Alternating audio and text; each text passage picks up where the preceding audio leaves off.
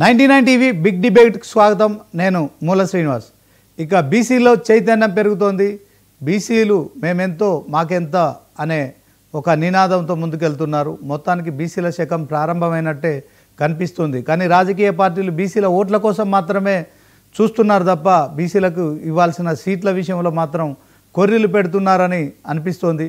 దీంట్లో రాజకీయ పార్టీలన్నీ కూడా బీసీల పట్ల మరి చిత్తశుద్ధి లేదనే వాదనలు కూడా వినిపిస్తున్నాయి. ఇదే అంశంలో కాంగ్రెస్ కావచ్చు, బీజేపీ కావచ్చు, బీఆర్ఎస్ కావచ్చు, మూడు రాజకీయ పార్టీలు కూడా మొత్తానికి అసెంబ్లీలో ఒక తీర్మానం చేశారు. అందరూ ఏకగ్రీవంగా ఆమోదించారు. ఆ చట్టాన్ని ఇక రాష్ట్రపతి వద్ద కూడా పంపించారు. అయితే రాష్ట్రపతి వద్ద మరి ఎందుకనో అది ఆమోదం పొందలేదు. సో ఇదే క్రమంలో మరొకసారి క్యాబినెట్లో తీర్మానం చేసి ఆర్డినెన్స్ రూపంలో గవర్నర్ కూడా పంపించారు. అయినప్పటికీ కూడా ఈ యొక్క ఆర్డినెన్స్ కూడా ఆమోదం లభించట్లేదు. ఇక తెలంగాణలో కాంగ్రెస్ ప్రభుత్వం చివరగా ఒక ప్రయత్నం అయితే చేసింది. జీవో 9 విడుదల చేస్తూ 42% బీసీలకు రిజర్వేషన్లు ఇచ్చి తీరుతామని చెప్తున్న నేపథ్యంలో కోర్టు కొంత ఏదైతే ఆ జీవో 9 విషయంలో మరి ఒక రెడ్డి జాగృతికి సంబంధించిన ఒక రెడ్డి మాత్రం కోర్టును ఆశ్రయించారు. ఇదే క్రమంలో కోర్టు ఒక సంచలనమైన తీర్పు వెలువరించింది. సో గవర్నర్ వద్ద పెండింగ్లో ఉండగా మరి మీరెట్లా 42% బీసీల రిజర్వేషన్లు అమలు చేస్తామని జీవో తీసుకొస్తారని ప్రశ్నిస్తున్న నేపథ్యంలో మొత్తానికి ఒక గందరగోళం కొనసాగుతోంది.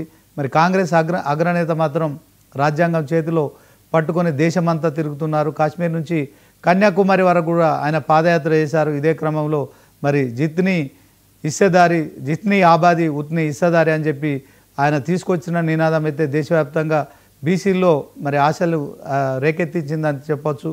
ముఖ్యంగా దక్షిణాది రాష్ట్రాల్లో కర్ణాటక కావచ్చు, తెలంగాణలో కావచ్చు కాంగ్రెస్ పార్టీ అధికారంలోకి రావడానికి అదొక కారణంగా కూడా స్పష్టమవుతోంది. సో ఇదే అంశంలో ఈరోజు బిగ్ డిబేట్లో మనతో స్టూడియోలో ఉన్నారు మాజీ ఐఏఎస్ అధికారి డాక్టర్ చిరంజీవులు గారు. సార్ నమస్తే. ఇక మరి జూమ్లో పాల్గొంటున్నారు నల్మా శ్రీకాంత్ గౌడ్ గారు, తెలంగాణ జాగృతి నాయకులు, అలాగే సూర్యారావు గారు, బీసీ టైమ్స్ ప్రతినిధి. సో దీంట్లో మొత్తానికి ఒక బీసీ ఉద్యమం అయితే కొనసాగుతోంది. ఇదే అంశంలో ఒకసారి డిబేటు ప్రారంభమయ్యే ముందు మరి బీసీల విషయంలో ఇటు ఈటెల రాజేందర్ కావచ్చు, తర్వాత మరి ఒకవైపు గవర్నమెంట్ కూడా దీనికి సంబంధించిన ఎన్నికల షెడ్యూల్ కూడా లోకల్ బాడీ షెడ్యూల్ కూడా రిలీజ్ చేసిన తర్వాత పల్లెల్లో మాత్రం ఎన్నికల వాతావరణం కనిపిస్తోంది. ఈటెల రాజేందర్ చేసిన కామెంట్స్ ఏవైతే ఇప్పుడు సంచలనం మారాయి. ముందు ఆ బైట్స్ చూద్దాం 1 by 1. సో ఒకసారి ఆ బైట్స్ ప్లే. రేవంత్ రెడ్డి గారి ప్రభుత్వం మేము డెడికేషన్ కమిషన్ వేసినాం, కులగణన చేసినాం, బీసీల రాజకీయ వెనుకబడతనంపై ఎంపెరికల్ డాటా సేకరించినాం. కాబట్టి రిజర్వేషన్లు పెంచితే న్యాయస్థానం తప్పుపట్టమనేటువంటి భావంతో పెట్టిండ్రు. సంతోషం, మేము దానికి ఏం వ్యతిరేకం లేదు. కానీ స్వయంగా ఈ రాష్ట్రంలో ఉన్న బీసీ మంత్రులు ముగ్గురు, పొన్నం ప్రభాకర్ గారు, వారి సహచర మంత్రులు ఎవరు కూడా కోర్టుకు వెళ్ళకండి, సహకరించమనేటువంటి అప్పీల్ చేస్తున్నారు. నేను ఒకటే అంటున్నా, మీరు అన్ని సవ్యంగా చేసిన తర్వాత కోర్టుకు వెళ్తే వచ్చే నష్టమైంది.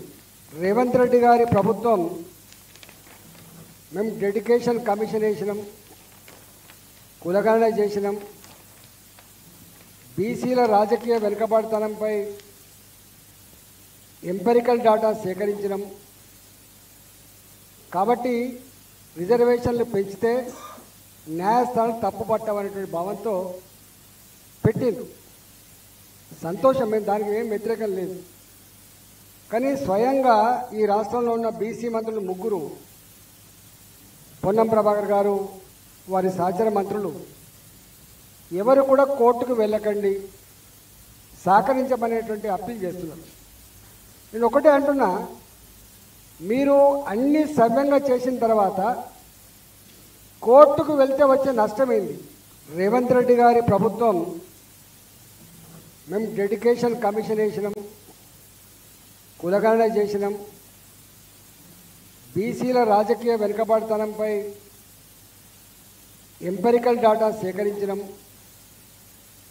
కాబట్టి రిజర్వేషన్లు పెంచితే న్యాయస్థానం తప్పుపట్టమనేటువంటి భావంతో పెట్టిండ్రు.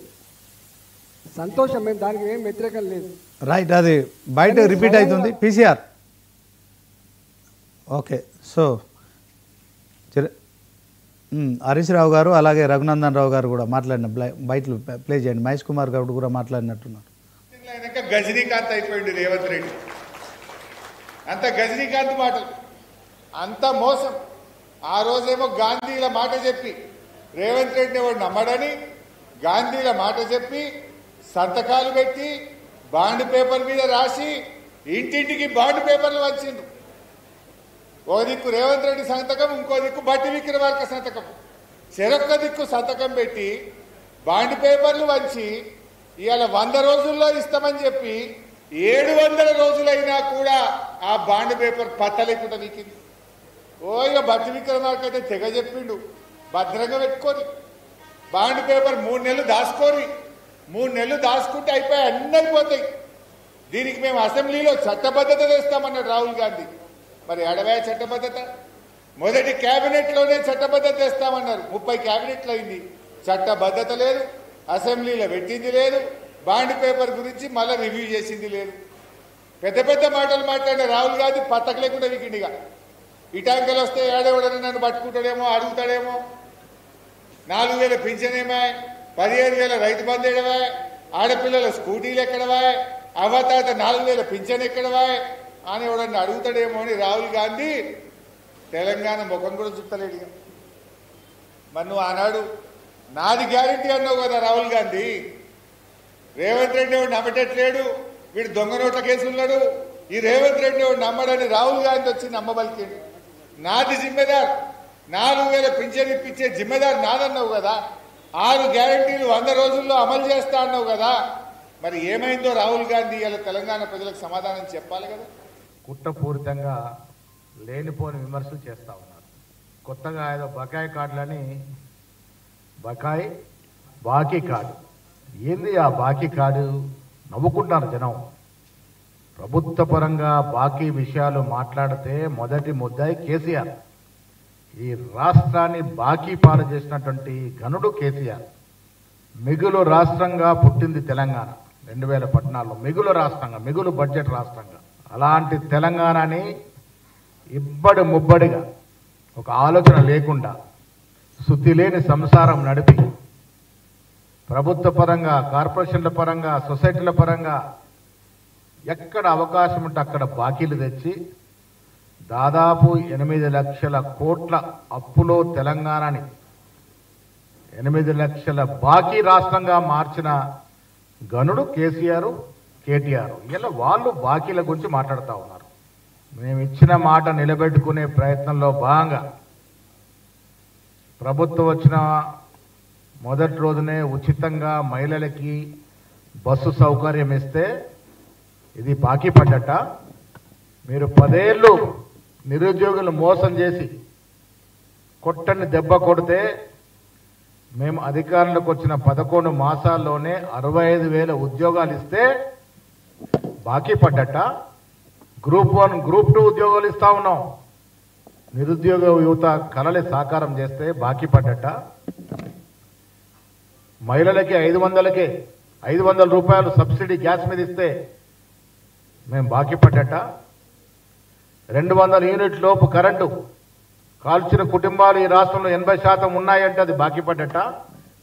మీరు చేసిన బాకీ తీర్చడానికి ప్రతి నెల 6,500 కోట్లు తెలంగాణ కాంగ్రెస్ ప్రభుత్వం మీరు చేసిన అప్పుకి, కేసీఆర్ కుటుంబం పాలించి ఈ రాష్ట్రాన్ని పాలించి మీరు చేసిన 8 లక్షల బాకీకి ఇన్స్టాల్మెంటు ఇంట్రెస్ట్గా 6,500 కోట్లు ప్రతి నెల, అంటే దాదాపు 80,000 కోట్లు సంవత్సరానికి కడతా ఉన్నాం. ఆదిత్య వింటేజ్ అని ఒక కమర్షియల్ బంగ్లాని తీసుకొచ్చి మూసీ నది పరివాహక ప్రాంతంలో కడుతున్నారు. ఎండాకాలం అప్పుడు ఎండిపోయినప్పుడు నీళ్ళేడున్నా ఏడలేవు అనేది కనబడకపోవచ్చు, కానీ పాపం వరుణుడు 2-3 రోజులుగా కురిసినటువంటి వర్షాల వల్ల, వరుణుడి కరుణ వల్ల ఇవన్నీ మూసీ నదిలోకి వచ్చినాయి.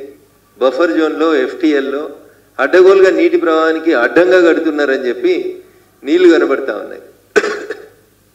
జనరల్గా HMDA నిబంధనల ప్రకారం ఏదైనా ఒక ప్రాపర్టీ మీద కోర్టుల కేసున్నా, పోలీస్ స్టేషన్ల కేసులున్నా, ఎలాంటి అభ్యంతరాలు వచ్చినా ఆ నిర్మాణాలకి అనుమతిని రద్దు చేస్తుంది హెచ్ఎండిఏ. రేవంత్ రెడ్డి గారు కాంగ్రెస్ ప్రభుత్వం ఈ రాష్ట్రంలో అధికారంలోకి వచ్చిన తర్వాత అప్పటి పురపాలక శాఖ మంత్రి కేటీఆర్ గారు అనుమతులు ఇచ్చిండ్రు.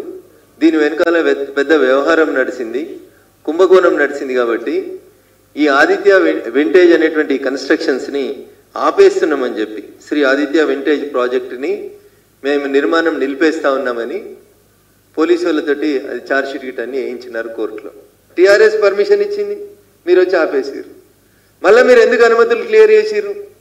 ఏ మంత్రి క్లియర్ చేసిండు? లేదా ముఖ్యమంత్రి గారు క్లియర్ చేసిర్రా? హెచ్ఎండిఏ అధికారులు క్లియర్ చేసిర్రా? ఎంత డబ్బులు చేతులు మారినాయి? నిజంగా రేవంత్ రెడ్డి గారికి చిత్తశుద్ధి ఉంటే మహేష్ కుమార్ గౌడ్ గారు పిసిసి అధ్యక్షుడు అయితే మస్తు మాటలు మాట్లాడుతుంటాడు, మేము ఇది చేసినాం అది చేసినామని. అయ్యా పిసిసి అధ్యక్షుల వారు ఒకసారి చూడు ఈ ఫోటో, మీ ముఖ్యమంత్రి గారి దృష్టికి తీసుకుపోండి. నిజంగా ముఖ్యమంత్రి గారికి ఇష్టం ఉంటే. రైట్ సార్, మొత్తానికి చూశారు కదా రాష్ట్రంలో బీసీల విషయంలో మరి మొత్తానికి దీంట్లో ఒక క్లారిటీ రావట్లేదు. జనవరి 8 అనేది ఇప్పుడు అన్ని పార్టీలకు బీసీలకు ఏం జరగబోతుందని ఒక టెన్షన్.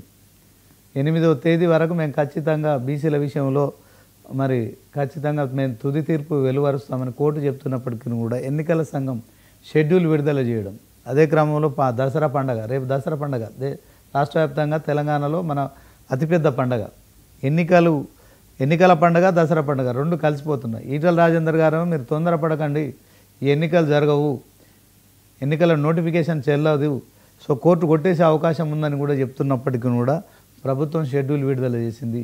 సో మొత్తానికి కాంగ్రెస్ చిత్తశుద్ధితో ఉందా, ఏం చెప్తారు సార్? అందరికీ నమస్కారం, ప్యానలిస్ట్ అందరికీ కూడా నమస్కారం. సో ముఖ్యంగా రాష్ట్ర ప్రభుత్వం ఏంటంటే మొండిగా ఎన్నికల నిర్వహణ కొరకైతే ముందుకు దూసుకొని వెళ్తూ ఉంది.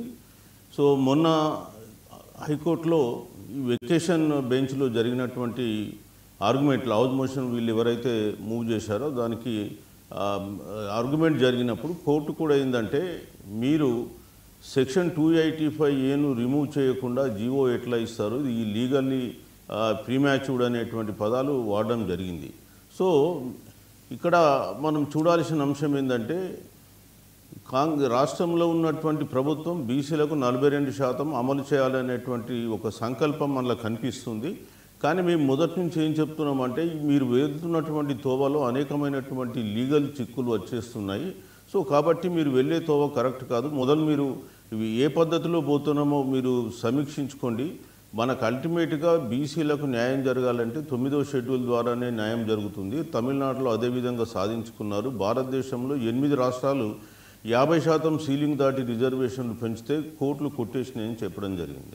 ఇవాళ రాష్ట్ర ప్రభుత్వం ఏంటంటే 42%తో ముందుకు పోవాలనేటువంటి సంకల్పం మంచిదే, ఎంతో కొంత వాళ్ళు వాస్తవంగా చేశారు. ఏది డెడికేటెడ్ కమిషన్ పెట్టారు, అదేవిధంగా కులగణన చేసినారు, 42% రిజర్వేషన్ సంబంధించి బీసీలకు సంబంధించినటువంటి ఎంపరికల్ డాటా కూడా సేకరించినారు. ఇది కొంత కోట్లలో మనకు ఉపయోగపడుతుందనేం కాదు. 100% empirical data, socio economic backwardness, political backwardness, ఈ డాటా కొంత కోట్లలో ఉపయోగపడుతుంది.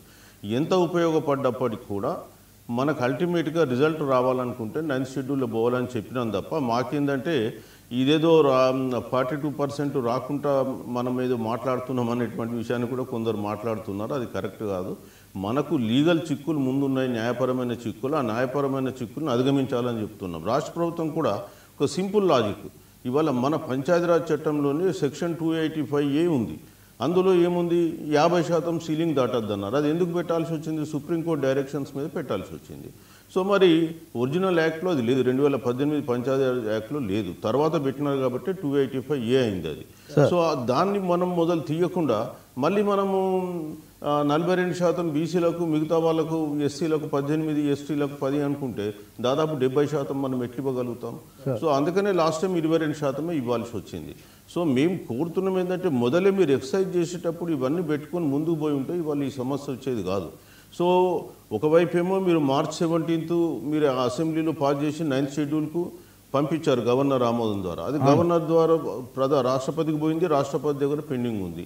ఇవాళ గొప్పలు మాట్లాడే బీజేపీ నాయకులకు కూడా మేము కోరేది ఏంటంటే మీరు దయచేసి మీకు చిత్తశుద్ధి ఉంటే కేంద్రంలో రాష్ట్రపతి దగ్గర అది ఆమోదింపజేయండి. మీరు ఈడబ్ల్యూఎస్ ఇవ్వాలనుకున్నప్పుడు ఎవరిని అడిగిచ్చిందండి? వారం రోజులలో దేశవ్యాప్తంగా ఈడబ్ల్యూఎస్ అమలు చేసిన ఘనత మీది. మరి బీసీలకు వచ్చేస్తే ఎందుకు అమలు చేయాలని మేము ప్రశ్నిస్తున్నాం. సో వీళ్ళు చెప్తున్నారు మస్తుగా. అంటే దీంట్లో కోర్టులో అంటే సుప్రీంకోర్టు ఒక ఆదేశాలు ఉన్నాయి, 50% రిజర్వేషన్లు మించొద్దు. అదే క్రమంలో మతపరమైన రిజర్వేషన్లకు రాజ్యాంగంలో ఎక్కడ కూడా మరి దాన్ని చేర్చలేదనే వాదనలు కూడా వినిపిస్తాయి. ఇప్పుడు సుప్రీంకోర్టు 50% దాటద్దన్నటువంటి సేమ్ నిబంధనను ఈడబ్ల్యూఎస్లో దాటినారు వాళ్ళే. 60% రిజర్వేషన్ వచ్చింది కాబట్టి సుప్రీంకోర్టు జడ్జిమెంట్స్ ఎప్పటికప్పుడు వాళ్ళు సమీక్షించుకుంటారు, మార్చుకునే అవకాశం ఉంది. అంతకుముందు ఎస్సీ వర్గీకరణను సుప్రీంకోర్టు కొట్టేసింది, తర్వాత అంగీకరించింది. ఇక మతపరమైన రిజర్వేషన్లు అంటే ఎక్కడ కూడా వీళ్ళు 42%లో మతపరమైన రిజర్వేషన్లు పెట్టలే. ఇవాళ వాళ్ళు ఏం చేశారు, బీసీఏలో 2 కులాలు ఉన్నాయి, బీసీబీలో 4 ముస్లిం కులాలు 1971 నుంచి అనంతరామన్ కమిషన్ నుంచి అమలవుతున్నాయి. సో ఇవాళ వీళ్ళు 2007లో రాజశేఖర్ రెడ్డి గారు వచ్చినప్పుడు 14 బీసీ కులాలు కలిపినారు.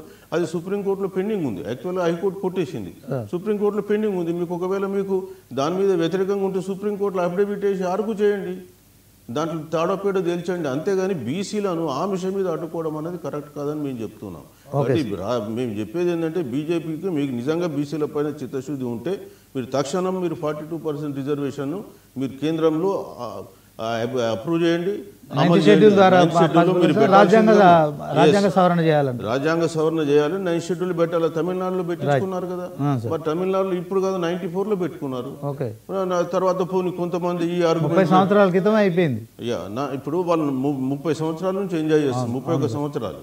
సో ఇప్పుడు మన దగ్గరకు వచ్చేస్తే ఇవాళ భారతదేశంలో ఏ రాష్ట్రంలో కూడా 30 సంవత్సరాలు పడుతుంది అంటారా? ఇప్పుడు వీళ్ళు 9th షెడ్యూల్లో పెడితే ఇండిపెండెన్స్ డే అయిపోయింది. ఇప్పుడు ఒకవేళ బీజేపీ అనుకుంటే 9th షెడ్యూల్ పెట్టడం పెద్ద టైమే కాదు. వాళ్ళు వారం రోజులలో దేశవ్యాప్తంగా ఈడబ్ల్యూఎస్ అమలు చేసిన వాళ్ళు 9th షెడ్యూల్లో పెట్టడానికి ఎంత టైం అండి? పార్లమెంట్లో లోక్సభలు రాజ్యసభ ఆమోదం చేసి రాష్ట్రపతి ఆమోదం చేస్తే మనకు అంటే రాజ్యాంగ సవరణ వస్తుంది, దాని ద్వారా మనం ముందుకు పోతాం. సరే ఒక 2-3 మంత్స్ ప్రాసెస్ ఉంటే ఉండొచ్చు. బట్ తమిళనాడులో ఎట్లా చేసుకున్నారు? సో అది చట్టపరంగా వచ్చింది. సో మేము కూడా కోరేది ఏంటంటే చట్టపరంగా రావాలని కోరుతున్నాం. అతను మన ఎంపీ గారు అంటున్నారు ఏంటంటే కోర్టులకు వెళ్ళొద్దు, అప్పీల్ చేస్తుంది రాష్ట్ర ప్రభుత్వం. అంటే అప్పీల్ చేసుకుంటారు, తప్పేమున్నదంటే ఏ రాష్ట్ర ప్రభుత్వమైన ప్రజలకు మేలు చేయాలన్నప్పుడు తప్పు చేస్తారు. మేము ఇదే రాష్ట్ర ప్రభుత్వానికి కూడా మేము తప్పెక్కడ పడుతున్నామంటే మీరు అఖిలపక్ష సమావేశాలు నిర్వహించి ఇక్కడ నుంచి మీరు ఢిల్లీకి వెళ్ళి ప్రధానమంత్రి అపాయింట్మెంట్ తీసుకుని రాష్ట్రపతి అపాయింట్మెంట్ తీసుకొని వాళ్ళ మీద ప్రివేల్ గండి అని చెప్తే ఇప్పటి వరకు అఖిలపక్ష సమావేశాలు పెట్టలే.